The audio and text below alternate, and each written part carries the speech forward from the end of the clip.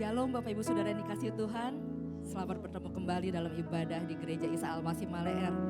Hari ini mari kita mau sama-sama bawa hati kita di hadapan Tuhan. Kita mau sama-sama katakan bahwa Tuhan kita adalah Tuhan yang baik. Tuhan Yesus sungguh amat sangat baik bagi kita. Amin. Haleluya. Mari kita mau bawa hati kita sama Tuhan. Yesus, Kau sungguh baik. Yesus, namamu indah. Yesus, ku cinta Kau selalu. Ku tinggikan, ku agungkan selamanya.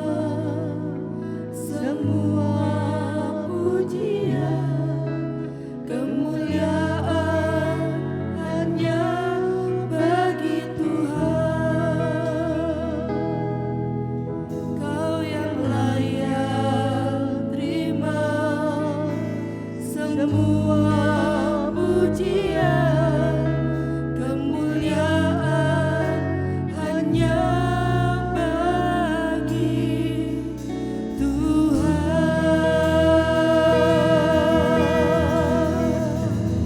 Haleluya Tuhan Yesus. Haleluya Tuhan. Biarlah segala hormat kemuliaan Tuhan kami persembahkan hanya bagi Allah kami yang hidup. Terima kasih Tuhan buat waktu ini, buat hari ini, buat kesempatan kami boleh kembali memuji dan meninggikan nama Tuhan. Kami percaya Engkau hadir di tengah-tengah kami Tuhan pada saat ini ya Bapa. Dan kami mau bawa hati kami Tuhan di hadapan Engkau Tuhan. Kami percaya Roh Kudus-Mu Tuhan akan sungguh bekerja Tuhan di tengah-tengah kami. Melawat setiap hati yang rindu Tuhan. Kami percaya ada satu hal yang besar yang Tuhan nyatakan pada saat ini Tuhan. Dan kami mau bawa hati kami Tuhan ke hadapan hadirat-Mu Tuhan Yesus. Mari Tuhan Kau yang bekerja dari awal pertengahan sampai pada akhirnya ya Bapa. Terpujilah nama-Mu Tuhan. Hanya di dalam nama Tuhan Yesus Kristus kami siap untuk lebih lagi meninggikan, memuji nama Tuhan. Haleluya, haleluya. Mari kita yang percaya katakan sama-sama. Amin. Haleluya, beri kemuliaan bagi Tuhan kita.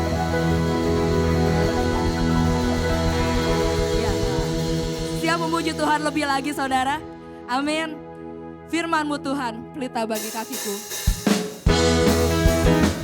Sama-sama tepuk tangan di hadapan Tuhan.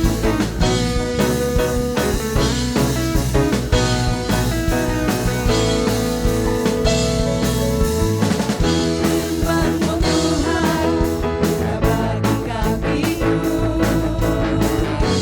Janji-Mu terang bagi jalan-jalanku. Kebenaran-Mu menuntun setiap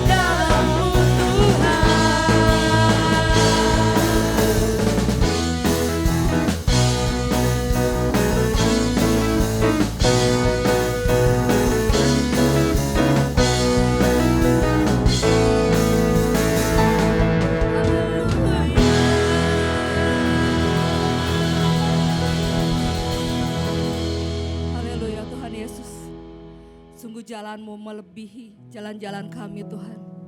Rancangan-Mu melebihi setiap rancangan kami ya Bapa. Setiap kami yang ada di tempat ini Tuhan, kami rindu. Biar sungguh hanya kehendak-Mu yang boleh jadi dalam hidup kami Tuhan. Karena sesungguhnya kami ini milik Tuhan. Kami ada di hatinya Tuhan. Kami ada di pikirannya Tuhan. Haleluya Yesus. Mari kita mau sama-sama naikkan pujian ini. Haleluya Yesus. Tuhan Engkau mendengar seruan hatiku dan keluhku tak tersembunyi bagimu.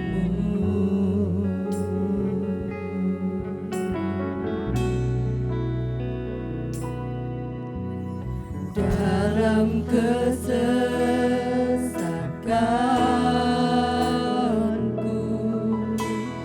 ku mau berdiam dan berharap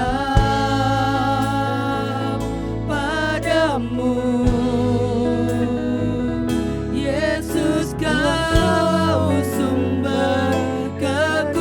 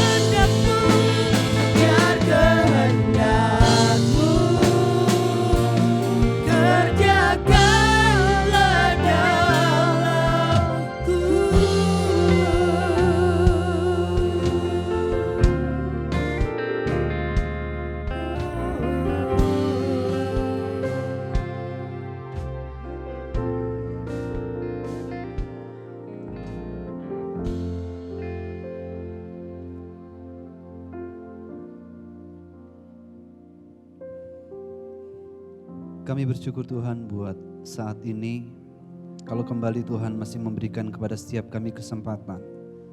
Tuhan memberikan kepada kami kepercayaan baik untuk kami boleh melayani Tuhan, ataupun setiap kami masih bisa beribadah, datang kepada Tuhan, memuji dan menyembah Tuhan. Kami pun bersyukur kalau saat ini kami masih memiliki waktu dan kesempatan untuk kami bisa duduk dengar-dengaran akan kebenaran-Mu. Berbicaralah kepada setiap kami, biarlah apa yang sama-sama kami renungkan, apa yang sama-sama kami pelajari saat ini Tuhan, itu menjadi bekal, menjadi kekuatan bagi setiap kami. Urapi hamba-Mu, Engkau yang berbicara, Engkau yang menyampaikan kebenaran-Mu kepada setiap kami. Berbicaralah Tuhan, sebab kami siap untuk mendengar. Di dalam nama Tuhan Yesus kami berdoa dan kami mengucap syukur. Amin.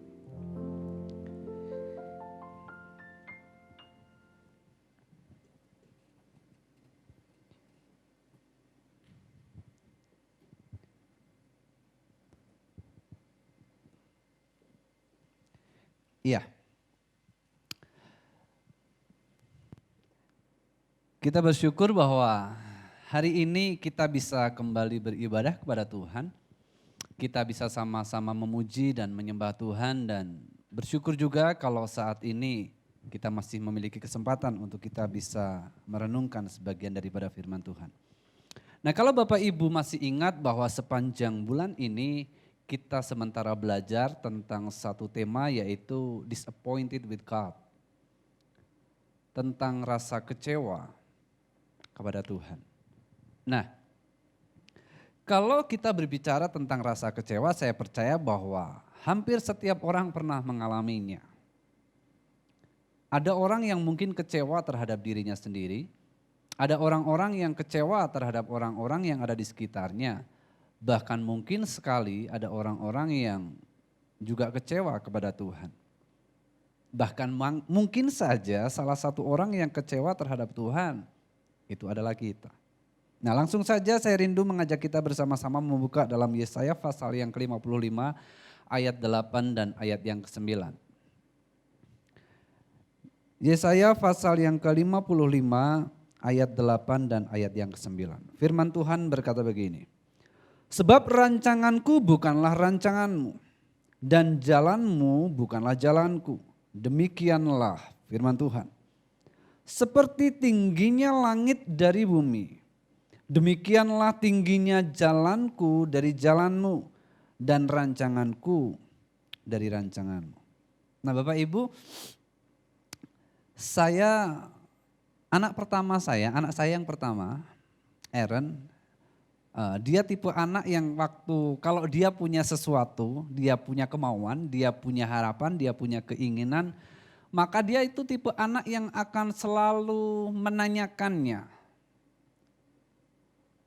Baru 2 menit yang lalu bertanya, mungkin sebentar lagi dia akan bertanya. Dia akan selalu nanya, apa yang menjadi keinginannya, apa yang menjadi harapannya, apa yang menjadi rencananya, dia akan terus tanyakan sama orang tuanya. Dan saya tahu dia sedang berharap sebuah konfirmasi yang pasti dari kami para orang tuanya. Nah, ketika dia berharap sesuatu dan kemudian dia punya planning bahwa apa yang dia harapkan itu dia akan dapatkan sesuai dengan waktunya dia. Dan ketika apa yang dia harapkan itu enggak kesampaian, ketika apa yang dia inginkan itu dia enggak dapat, maka yang terjadi adalah begini. Dia akan menangis dan kemudian dia akan berlari masuk ke kamarnya. Nah, Bapak Ibu, seberapa banyak di antara kita yang seringkali juga mungkin berlaku tak ubahnya seperti Aaron gitu ya. Aaron masih 6 tahun. Nah, kadang kita juga mungkin berlaku sama. Ketika kita berharap sesuatu, ketika kita menginginkan sesuatu dan kita tidak dapat apa yang kita mau. Kemudian kita menangis, kita berlari masuk ke dalam kamar, menyendiri, meninggalkan Tuhan. Dan berpikir bahwa Tuhan sudah jahat sama kita. Nah, bukankah dalam hidup kita setiap kita punya rencana? Setiap kita punya pemikiran, setiap kita punya planning, setiap kita punya harapan. Tidak ada yang salah dengan itu semua. Dan tentu saja setiap orang menginginkan bahwa apa yang kita mau itu menjadi sebuah kenyataan. Karena kita selalu berpikir bahwa apa yang kita pikirkan, apa yang kita mau itu yang terbaik buat hidupnya kita. Tetapi kemudian yang menjadi persoalan adalah begini. Ketika apa yang kita harapkan, apa yang kita rencanakan, apa yang kita inginkan itu kemudian tidak menjadi kenyataan. Maka timbullah yang namanya rasa kecewa. Akibatnya kita menjadi kecewa sama Tuhan, kita marah sama Tuhan, kita mulai berasumsi dan berprasangka kepada Tuhan, kita berpikir, kita menganggap bahwa seolah-olah Tuhan sudah melakukan sesuatu yang jahat, sudah bertindak sesuatu yang tidak patut kepada kita. Nah, ketika realisasi yang tidak sesuai dengan ekspektasi kita, kenyataan yang tidak sesuai dengan harapan kita, seringkali itu menimbulkan kekecewaan. Nah, hari-hari ini saya nggak tahu seberapa banyak di antara kita yang mungkin sementara sedang mengalami pergumulan, sementara sedang berada dalam sebuah tekanan pressure yang cukup berat dalam hidup kita hari-hari ini. Mungkin kita sudah mengalami 1, 2, 3 tahun yang lalu, bahkan mungkin 5 tahun yang lalu.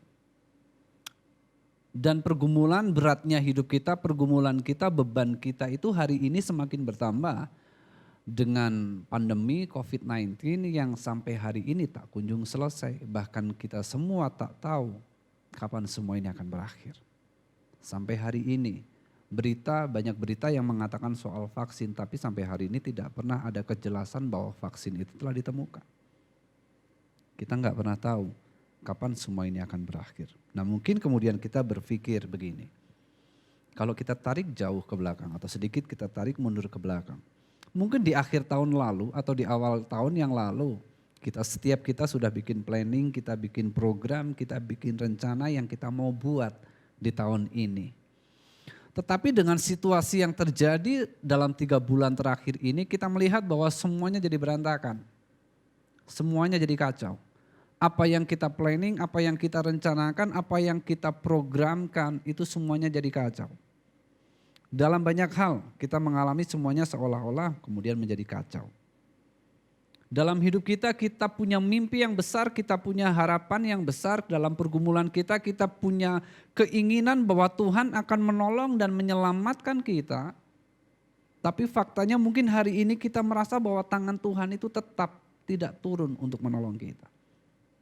Kita sudah berdoa dengan sungguh-sungguh kepada Tuhan, tapi rasanya sampai hari ini Tuhan tak menunjukkan tanda-tanda bahwa Dia akan menjawab doa kita. Nah, Bapak Ibu Saudara, inilah yang terjadi terhadap umat Allah Israel ketika mereka ada dalam pembuangan di Babel. Mereka berdoa, mereka berharap bahwa Allah akan segera membawa mereka kembali ke tanah perjanjian, kembali ke negeri asal mereka. Bukankah hidup sebagai orang buangan itu tidak akan pernah menyenangkan? Inilah yang dialami orang-orang Israel sementara mereka ada dalam pembuangan di Babel. Hidup sebagai orang buangan, maka satu-satunya hal yang paling besar yang diharapkan adalah segera keluar dari masa pembuangan itu dan kembali ke negerinya sendiri. Itu yang diharapkan orang-orang Israel. Karena hidup sebagai orang buangan itu tak pernah menyenangkan. Pertanyaannya adalah begini, lalu mengapa Tuhan tidak menjawab doa orang-orang Israel dan dengan segera kemudian membawa mereka keluar dari pembuangan di Babel dan membawa mereka kembali ke tanah perjanjian? Yesaya pasal 55 tadi berkata begini kan, sebab rancanganku bukanlah rancanganmu dan jalanmu bukanlah jalanku.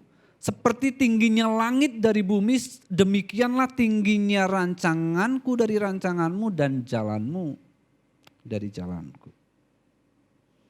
Firman Tuhan sedang memberitahukan kepada kita begini, bahwa Allah itu punya rencana, Allah itu punya jalan atas setiap kehidupan kita, atas umatnya. Nah, kalau kemudian orang-orang Israel itu terbuang ke Babel, itu lebih karena dosa dan kejahatan mereka di mata Allah. Yesaya pasal pertama, Bapak Ibu bisa buka dan kemudian atau catat dan kemudian nanti boleh baca di rumah. Yesaya pasal pertama ayat 2 sampai ayat yang keempat, bahkan di ayat 15 dan seterusnya dikatakan bahwa mereka itu bangsa yang memberontak, mereka meninggalkan Tuhan, mereka menista Tuhan yang Maha Kudus, mereka berpaling dan berbalik atau membelakangi Allah. Itu yang mereka lakukan. Mereka melakukan segala sesuatu yang jahat. Bahkan di ayat 16 dikatakan tangan mereka itu penuh dengan darah. Artinya semua yang mereka lakukan itu adalah hal-hal yang jahat di mata Allah. Ironisnya ayat 11 mengatakan bahwa mereka masih datang beribadah dan mempersembahkan korban kepada Allah. Teguran, rasa marah, kekecewaan Allah, rasa kesal Allah kepada umat Israel sampai Tuhan kemudian membandingkan mereka dengan lembu dan keledai. Tuhan berkata begini, lembu dan keledai itu jauh lebih baik dibandingkan orang Israel. Karena lembu dan keledai itu mengenal siapa tuannya, tetapi umat Israel tidak kenal siapa Allahnya. Bukan hanya dosa dan kejahatan yang mereka lakukan, tetapi juga karena mereka tidak tahu apa yang benar dalam pemikiran, dalam pandangan, apa yang benar menurut Allah.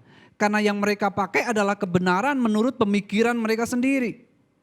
Nah, sekarang kita mulai mengerti mengapa kemudian Tuhan berkata bahwa rancanganku bukanlah rancanganmu, jalanmu bukanlah jalanku. Seperti tingginya langit dari bumi, beda banget cara berpikir Allah. Beda banget jalan-jalannya Tuhan dengan jalan kita. Beda banget imajinasi Allah dengan imajinasi kita.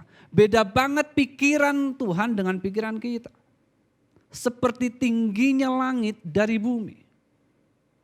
Beda banget. Ketika dikatakan bahwa rancangan itu kan begini. Rencana, pikiran, imajinasi, pekerjaan. Jadi apa yang Tuhan lakukan, apa yang Tuhan pikirkan, apa yang Tuhan kerjakan, apa yang Tuhan imajinasikan tentang hidup umatnya. Itu beda banget dengan apa yang umat Allah sendiri pikirkan. Apa yang orang Israel rencanakan, apa yang orang Israel imajinasikan, apa yang orang Israel lakukan. Semuanya berbanding terbalik dengan apa yang Tuhan pikirkan dan Tuhan lakukan. Ketika Yesaya berkata jalanmu itu bukan jalan Tuhan, dia sedang mengatakan begini, bahwa apa yang orang Israel lakukan, jalan hidup mereka, tujuan mereka, perilaku mereka, cara hidup mereka itu berbeda dengan apa yang Tuhan mau. Makanya dikatakan seperti tingginya langit dari bumi. Beda banget. Tidak sedikit orang yang kemudian menjadi gagal untuk bisa memahami apa yang menjadi rencana Allah.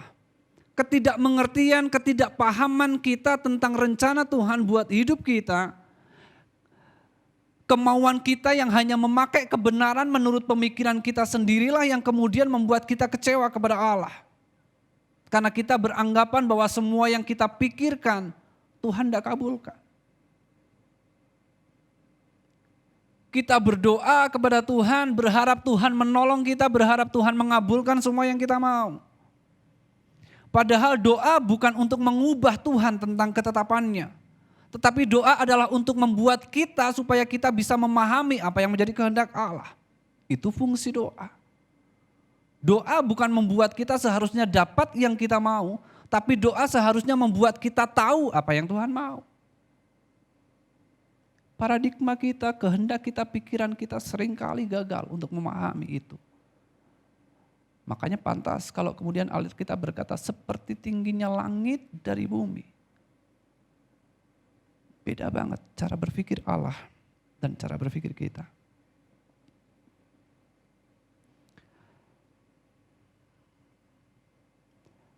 Kalau mungkin hari-hari ini kita sudah bergumul dengan banyak situasi keadaan dalam pergumulan hidup kita. Mungkin kita sudah berdoa dengan sungguh-sungguh, bahkan kita sudah berdoa puasa, tapi rasanya Tuhan tidak menjawab doa kita. Maka dua hal. Pertama, izinkan saya untuk berkata begini, introspeksi diri kita. Selidiki diri kita. Kita belajar dari orang-orang Israel pada waktu itu. Jangan-jangan apa yang kita alami hari ini itu adalah akibat dari apa yang kita lakukan dalam hidup kita. Jangan-jangan apa yang kita alami hari ini itu adalah buah dari benih yang kita tanam. Saya berharap kalau sementara ini kita sama-sama belajar tentang firman Tuhan dan kemudian Tuhan mengingatkan sesuatu kepada kita tentang jalan kita yang salah, tentang pikiran kita yang salah, tentang imajinasi dan apa yang kita kerjakan salah, tentang tujuan hidup kita yang salah. Kalau sementara kita mendengar ini dan kemudian Tuhan berbicara, maka yang harus kita lakukan adalah kembalilah kepada Tuhan. Yesaya pasal 55 ayat 6 berkata, carilah Tuhan selama ia berkenan ditemui, berserulah kepadanya selagi ia dekat. Dikatakan bahwa dia akan mengasihaninya dan kepada Allah kita sebab ia memberikan pengampunan dengan limpahnya. Jadi ketika kita berdoa, kita berharap sesuatu dan Tuhan tidak kabulkan apa yang kita mau. Hal pertama yang harus kita lakukan, cek ulang, introspeksi diri, periksa diri kita. Jangan-jangan ada dosa, ada kesalahan yang kita lakukan dalam hidup kita sehingga apa yang kita alami hari ini itu adalah buah dari benih dosa atau kejahatan yang kita tanam. Nah, yang kedua, saya mau bagikan begini. Kalau kemudian kita berdoa kepada Tuhan dan kemudian Tuhan tidak jawab doa kita, percayalah bahwa Tuhan itu punya rencana yang terbaik buat kita. Tuhan punya planning yang lebih baik. Yesaya berkata bahwa rancangan Tuhan, rencana Tuhan, jalan Tuhan itu menggambarkan bahwa Tuhan punya planning buat hidup kita. Sejak dari awal, bahkan sebelum Tuhan membentuk manusia, Tuhan sudah punya planning, Tuhan sudah punya rencana, Tuhan sudah punya imajinasi buat manusia. Kegagalan manusia untuk memahami rencana Allah sampai kemudian manusia jatuh dalam dosa. Itulah akibatnya.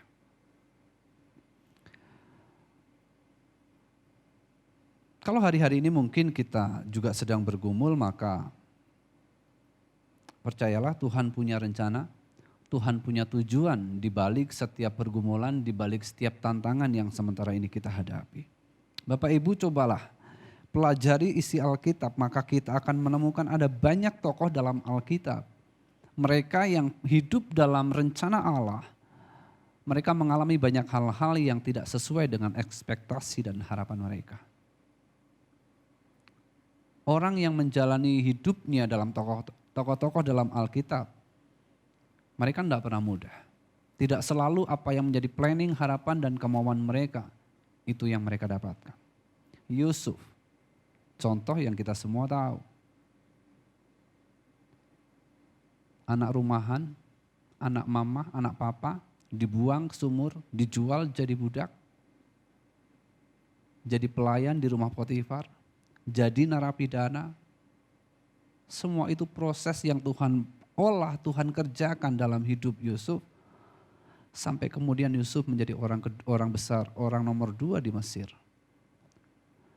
Itu rencana Tuhan, itu rancangan Tuhan, itu imajinasi Tuhan buat hidupnya Yusuf. Dan semua proses itu yang Tuhan kerjakan buat hidupnya Yusuf.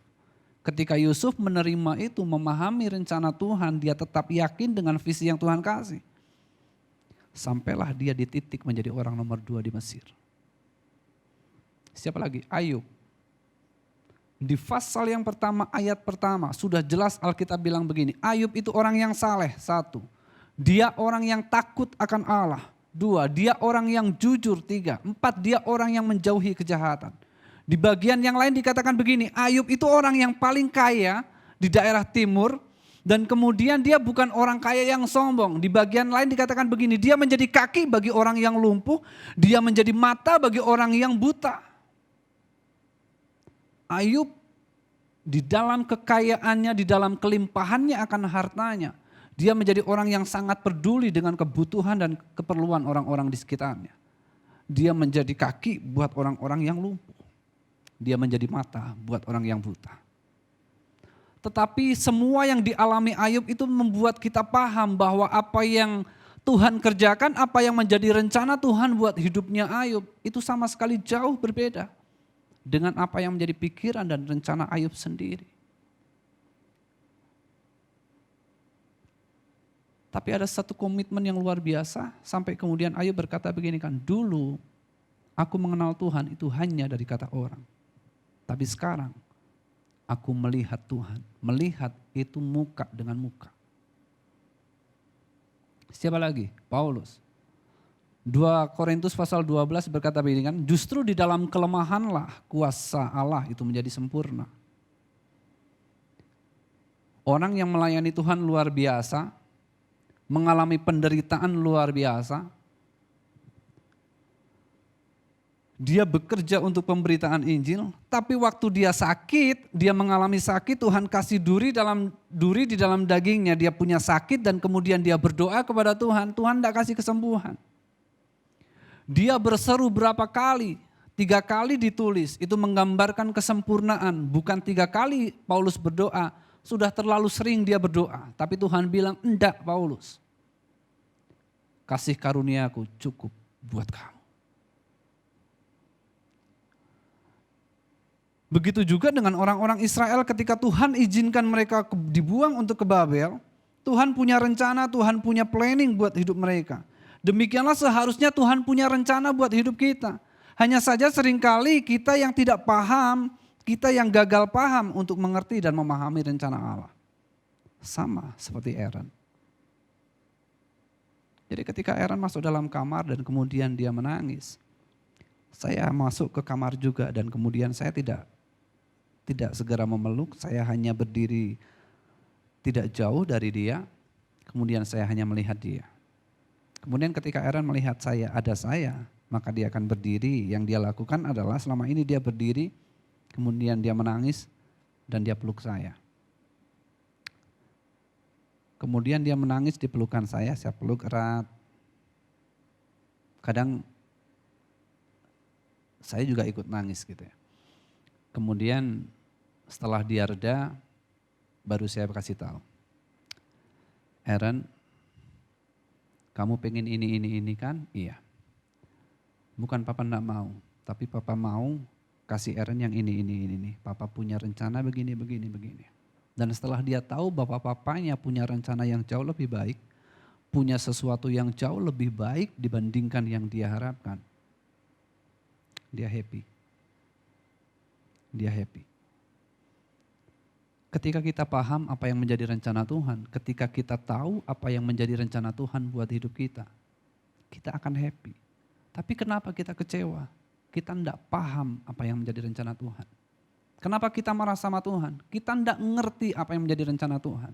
Kenapa kita tidak pernah ngerti rencana Tuhan? Kita tidak pernah punya hubungan sama Tuhan. Kita tidak pernah punya keintiman dengan Tuhan. Kita tidak pernah mau dengar apa yang Tuhan bilang.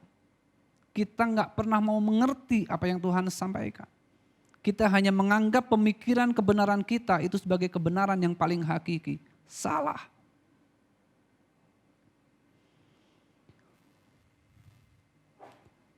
Bahkan Tuhan Yesus sendiri begini, ketika dia ada di Getsemani menjelang penyalipannya dia berkata, Tuhan kalau boleh cawan ini lalu daripada aku. Tapi dia tutup, bukan kehendakku, tapi kehendakmu.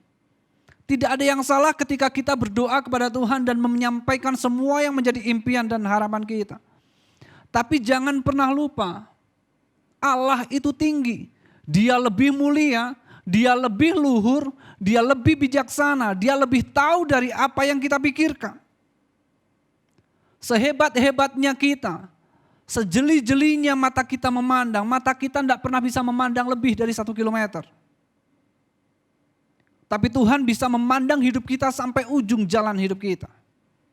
Lalu atas dasar apa dan apa alasannya kita tidak mau mempercayakan hidup kita kepada Allah? Bagaimana mungkin kita menganggap bahwa apa yang kita tahu itu sebagai sesuatu yang benar? Padahal untuk 5 menit ke depan pun kita tidak pernah tahu apa yang akan terjadi. Marilah kita mulai belajar untuk kita bisa mengerti rencana Allah. Kita belajar bukan untuk menuntut Tuhan untuk Tuhan mengerti maunya kita. Tapi belajarlah untuk mengerti rencana Tuhan. Belajar seperti Kristus yang memberikan teladan buat kita. Menyelaraskan kehendaknya dengan kehendak Allah. Sakit, sakit. Jadi Bapak Ibu percayalah, ketika doa kita tidak dikabulkan, itu Tuhan pasti punya sesuatu yang jauh lebih besar di ujung sana. Kalau Tuhan gak menjawab doa kita seperti yang kita inginkan, bukan berarti Tuhan tidak peduli dan Tuhan tidak mengasihi kita. Dan terkadang bukan Tuhan gak jawab doa kita, hanya saja belum waktunya. Dan terkadang bukan Tuhan tidak menjawab doa kita, tapi Tuhan punya rencana yang lain buat hidupnya kita. Yang kita sendiri tidak pernah tahu. Kita tahu semua ilustrasi tentang orang merajut. Ketika dilihat dari belakang tidak ada bagus-bagusnya sama sekali. Tapi begitu semuanya dibalik, kita akan melihat sebuah keindahan yang luar biasa. Ada satu kisah Billy Graham, Bapak Ibu semua pasti tahu. Tapi Ruth Graham, istrinya, seberapa banyak kita yang tahu. Nah, konon katanya sebelum Ruth ini menikah dengan Billy Graham, dia sempat berdoa kepada Tuhan, mendoakan beberapa laki-laki yang dia tuh suka banget. Yang laki-laki ini kayaknya ini gue banget Tuhan. Segala kriterianya itu saya banget. Dia doakan dengan luar biasa, tapi semuanya gagal. Dia berpikir bahwa Tuhan jahat. Sampai kemudian dia ketemulah dan menikah dengan Billy Graham. Dan kemudian dia bilang begini, seandainya saya dulu menikah dengan laki-laki yang lain itu, saya tahu bahwa saya sudah menyimpang dari rencana Tuhan. Kadang kita nggak paham, kadang kita sulit mengerti apa yang menjadi rencana Tuhan dalam hidup kita. Tidak selalu apa yang kita mau itu harus kita dapatkan. Tidak selalu apa yang kita mau itu harus menjadi kenyataan. Beri waktu untuk kita bisa memahami apa yang menjadi rencana Tuhan. Karena rencana Tuhan itu baik adanya. Paulus berkata bahwa Allah turut bekerja dalam segala sesuatu untuk mendatangkan kebaikan. Bagi siapa? Bagi orang yang mengasihi Dia. Jadi saya berharap bahwa mulai hari ini tidak ada lagi di antara kita yang menjadi orang-orang yang menjadi kecewa dan marah kepada Tuhan oleh karena doa kita yang tak Tuhan kabulkan. Tidak ada lagi di antara kita yang menjadi undur dari Tuhan karena keinginan kita yang tak Tuhan izinkan untuk menjadi kenyataan. Percayalah, Dia punya rencana yang jelas buat hidup kita. Percayalah Tuhan punya imajinasi, punya tujuan, punya cara, punya pekerjaan, punya planning yang jauh lebih indah dari semua yang kita pikirkan. Karena pikiran kita itu beda banget dengan pikiran Allah. Seperti tingginya langit dari bumi. Amin. Saya rindu kita sama-sama menyanyikan satu lagu, Engkaulah perisaiku. Kemudian kita akan berdoa.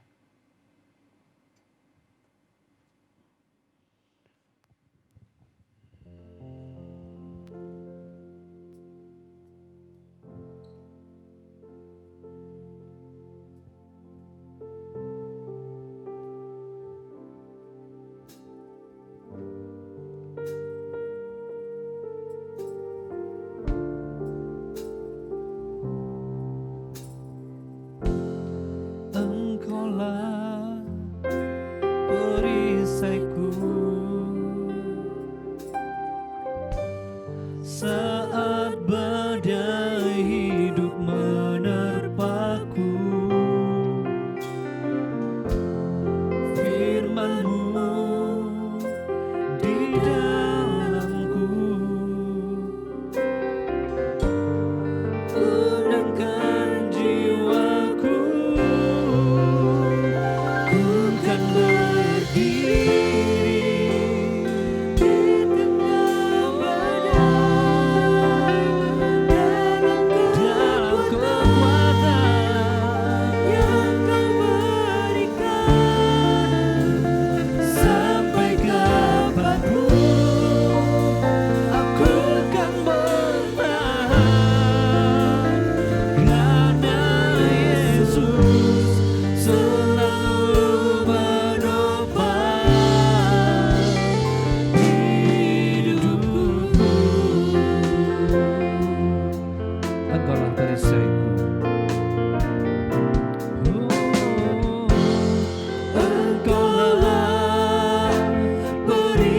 sampaiku.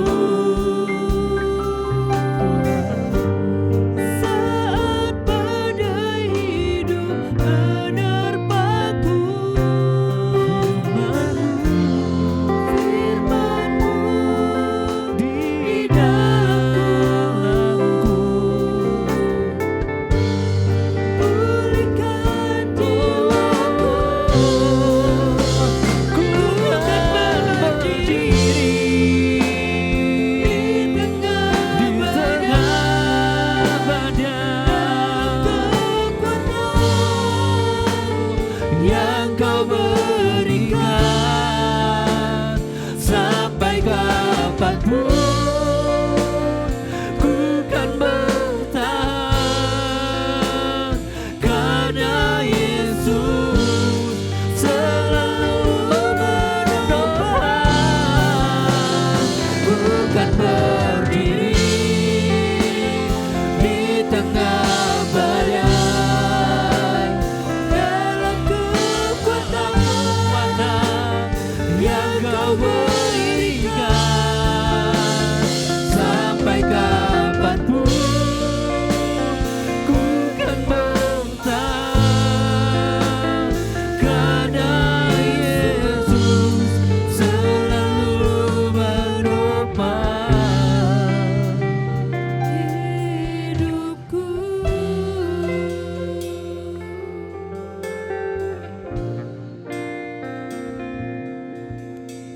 Saat pagi hari ini Tuhan,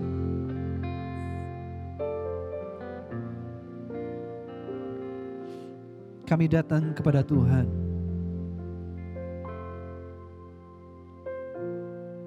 Tidak banyak mungkin yang bisa kami katakan di hadapan Tuhan, karena terlalu berat apa yang kami tanggung. Terlalu besar apa yang kami hadapi. Tuhan, pagi hari ini hamba-Mu selesai berbicara. Tapi saat ini aku minta demi Allah yang hidup, Roh Kudus, Kau menghampiri, Kau mengunjungi setiap pribadi lepas pribadi, setiap umat-Mu dimanapun mereka berada. Mungkin kami gak tahu apa yang orang-orang di sekitar kami sementara hadapi, tapi mata Tuhan menjelajah seluruh bumi dan Tuhan melihat setiap keadaan umat-Mu. Pagi hari ini Tuhan, aku berdoa memberkati setiap umat-Mu. Kalau ada di antara kami yang mungkin hari-hari ini kami bergumul dengan keadaan kami, mungkin kami bergumul dengan sakit penyakit yang kami alami sudah cukup lama, sakit penyakit menahun yang harus kami derita, sementara keadaan fisik kami semakin hari semakin lemah.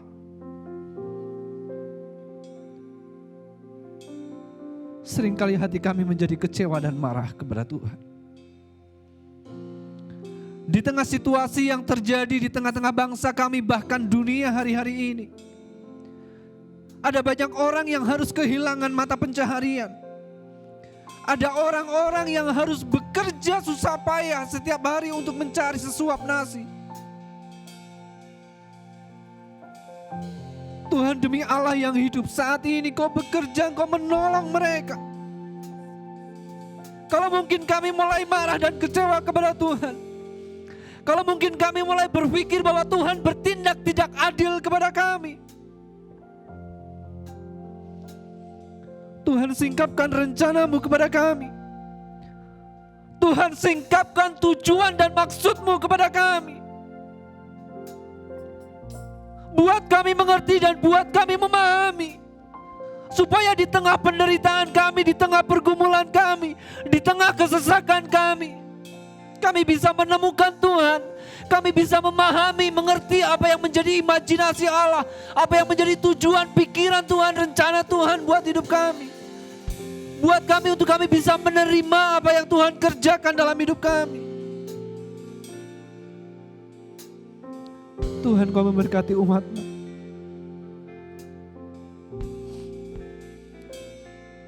Setiap umat-Mu yang hari ini sedang bergumul. Bapak, Ibu, Saudara, dengar baik. Dengar baik. Dia mengasihimu lebih dari yang kau tahu. Dia peduli dengan hidupmu lebih dari yang kau sadari.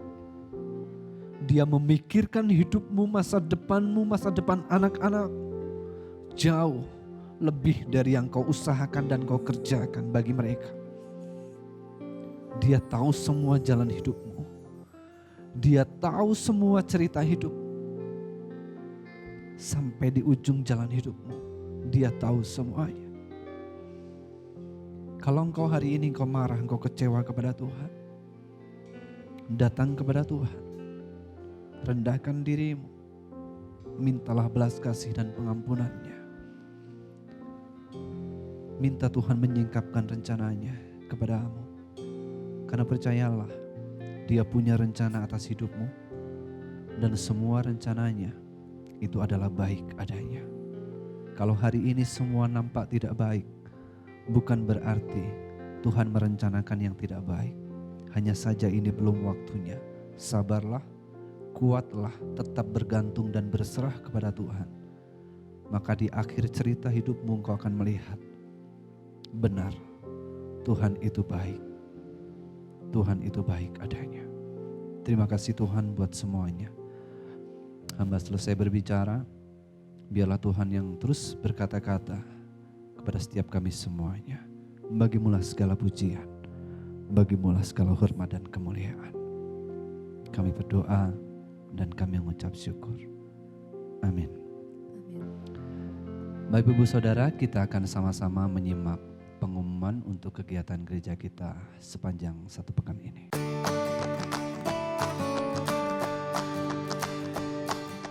Shalom Bapak Ibu dan saudara-saudara yang dikasihi Tuhan Yesus Kristus. Demikian ibadah kita hari ini. Sebelum kita menutup ibadah ini ada beberapa pengumuman yang perlu menjadi perhatian kita bersama. Pertama, bagi sidang jemaat yang membutuhkan dukungan doa dapat mengirimkan beban doanya melalui SMS atau WhatsApp ke nomor 0821 1965 9019. Kedua, kami juga menyampaikan bahwa selain sidang jemaat dapat mengikuti ibadah online melalui YouTube channel GEA Maleer, sidang jemaat juga dapat mendengarkan rekaman di Radio Maestro 92,5 FM setiap hari Minggu pukul 12.30. Dan yang terakhir, bagi sidang jemaat yang rindu mendukung pekerjaan Tuhan selama masa ibadah online ini, Bapak, Ibu, Saudara-saudari sekalian, semua dapat memberikan persembahannya dengan cara mentransfer ke rekening Gereja Isa Al-Masih di Bank BCA dengan nomor 008 619 5555 atas nama Bapak Elia Setiawan atau Bapak Philip Mulyanto. Demikian warta pekan ini. Happy Sunday, God bless. Baik Bapak Ibu Saudara, kita akan segera mengakhiri ibadah kita pagi hari ini. Mari kita mengarahkan hati dan pikiran kita kembali kepada Tuhan. Kami mengucap syukur Tuhan buat atas anugerah-Mu, cinta kasih-Mu, kebaikan-Mu, pemeliharaan Tuhan atas kehidupan kami sampai hari ini. Terima kasih karena campur tangan Tuhanlah yang membuat kami kuat tetap bertahan sampai saat ini.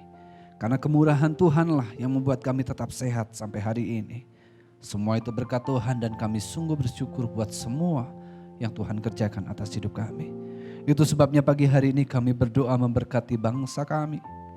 Supaya di tengah-tengah situasi keadaan yang terjadi di tengah-tengah bangsa kami, biarlah ada anugerah Tuhan, ada campur tangan Tuhan, ada hikmat yang daripada Tuhan bagi setiap pemimpin kami, mulai dari presiden, wakil presiden, para menteri, orang-orang yang bekerja keras dalam tenaga medis, bahkan sampai tingkat RT, RW, semuanya Tuhan kami minta pimpinan dan tuntunan-Mu bagi mereka. Tuhan Kau menolong mereka supaya apa yang mereka putuskan, kebijakan yang mereka ambil, semuanya itu seturut dengan rencana dan kehendak Allah. Dan biarlah Tuhan menolong setiap pemimpin kami sehingga bangsa ini boleh segera pulih keadaannya, bangsa ini segera pulih ekonominya, setiap orang bisa kembali beraktivitas normal seperti sedia kala. Dan setiap orang-orang yang hari-hari ini mungkin mereka kehilangan pekerjaan, Tuhan akan membukakan kembali lapangan pekerjaan, menyediakan kembali pekerjaan bagi mereka. Buat orang-orang yang sementara sakit, Tuhan akan memberikan kesembuhan bagi mereka. Buat orang-orang yang bekerja keras, tenaga medis, Tuhan akan memberikan kekuatan, kesehatan kepada mereka, perlindungan kerelaan hati, ketulusan hati untuk mereka berjuang bagi sesama mereka. Tuhan memberkati Tuhan, dan biarlah juga kami berdoa buat rencana gereja kami untuk kami boleh kembali memulai ibadah secara offline, secara korporat di tempat ini. Biarlah Tuhan yang memberkati sehingga ketika kami beribadah kami boleh sungguh-sungguh berjumpa dengan Tuhan, pemeliharaan Tuhan, campur tangan Tuhan, pagar perlindungan Tuhan tetap nyata sempurna bagi setiap jemaat Tuhan. Biarlah sungguh kami boleh semakin melihat dan menikmati kebaikan Tuhan dalam hidup kami. Pagi hari ini Tuhan, setelah kami selesai beribadah kepada Tuhan, kami mengangkat tangan kami kepada Tuhan, mengarahkan hati dan pikiran kami kepada Tuhan. Bapak Ibu Saudara, setelah kita sama-sama beribadah dan berbakti kepada Tuhan, terimalah berkat yang daripada Tuhan. Tuhan memberkati dan melindungi engkau. Tuhan menyinari engkau dengan wajah-Nya dan memberikan engkau kasih karunia. Tuhan menghadapkan wajah-Nya kepadamu dan memberikan engkau damai sejahtera. Kiranya kasih yang kekal dari Allah Bapa, anugerah yang sempurna di dalam nama Tuhan Yesus, serta persekutuan Allah Roh Kudus, itu menyertai jalan hidup kita mulai hari ini sampai selama-lamanya. Dan biarlah saat ini dan selama-lamanya Tuhan yang memberkati bakul tempat nasimu, Tuhan yang memberkati ladang pekerjaanmu, Tuhan memberkati segala sesuatu yang engkau kerjakan, baik ketika engkau ada di dalam rumah maupun di luar rumah, ketika engkau berjalan kaki ataupun berkendara, ada pagar pelindungan, penyertaan, berkat Tuhan, anugerah Tuhan melimpah bagi kita sekalian, pemeliharaannya sempurna bagi kita. Hanya di dalam nama Tuhan Yesus kami berdoa dan kami mengucap syukur. Kita sama-sama katakan amin. Selamat hari Minggu. Tuhan Yesus memberkati. Sampai bertemu kembali dalam ibadah minggu depan.